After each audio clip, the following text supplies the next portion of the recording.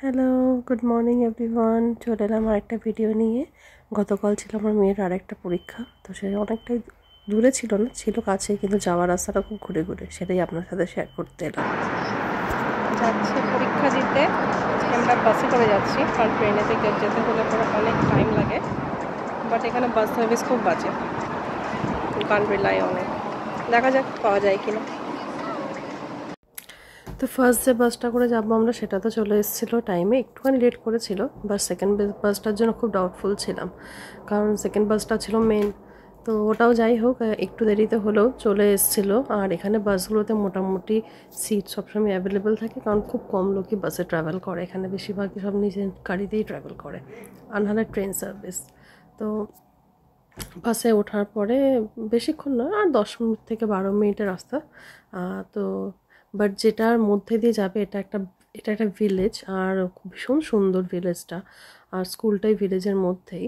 তো এখানে ভিলেজ মানে আমাদের ওখানকার যেমন কনসেপ্ট থাকে গ্রামের, এখানে কিন্তু সেটা নয়। এখানে ভিলেজ জাস্ট নামটা, ওটা ভিলেজ থাকে, সেখানে পপুলেশন একটু কম থাকে, ট্রাফিক আপনারা কম পাবেন, আর আরও সুন্দর করে সাজানো গোছানো। ওই কনসেপ্টটা, ভিলেজের কনসেপ্টটা হচ্ছে ওটা। বেসিক্যালি ওখানে একটু যারা একদম প্রপার হয়তো ব্রিটিশ যারা আছে তারা, বা যারা ওল্ড পিপল তারা থাকে, সে আর সেই জন্য ভীষণ সুন্দরভাবে গোছানো, পরিষ্কার পরিচ্ছন্ন একদম, আপনারা কোথাও কিছুই দেখতে পাবেন না।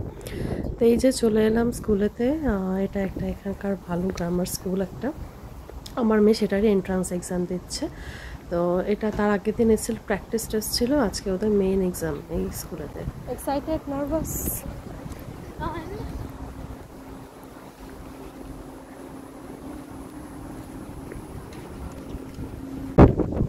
এক্সাম হলে ঢুকিয়ে দিলাম, এবার আমি বাড়ি যাচ্ছি। জানি না বাস কতক্ষণে পাবো, এখানে বাসগুলো মোটেও রিলায়েবল নয় গো, টাইমে আসে না।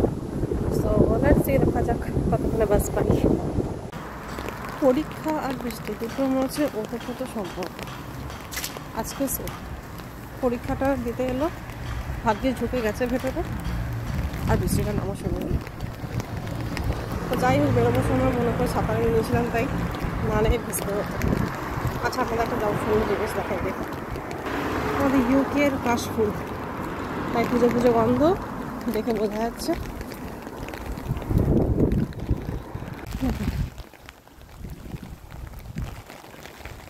সূর্য মামাও দেখা দিচ্ছে, আবার এদিকে কালো ঘন মেঘ। আবার কিন্তু রেনবো আসার সম্ভাবনা প্রচণ্ড রকমভাবে। কি অদ্ভুত কম্বিনেশন, একদিকে সূর্য আর একদিকে রেনবো। তো ডেফিনেটলি আসছে, আশা করি আবার আপনাদেরকে দেখাতে পারবো রেনবোটা।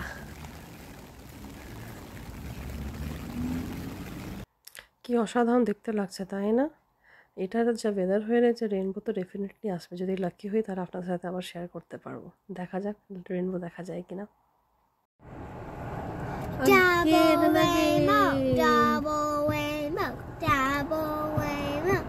দেখুন, বলেছিলাম না রেনবো দেখা যাবে, তখন দেখা যায়নি, কিন্তু যখন তার 2 ঘন্টা পরে বা আবার মেয়েকে নিতে যখন যাচ্ছি আমি, তখন কিন্তু রাস্তায় না দেখা মিলে গেল, আমার কথাও রাখতে পারলাম।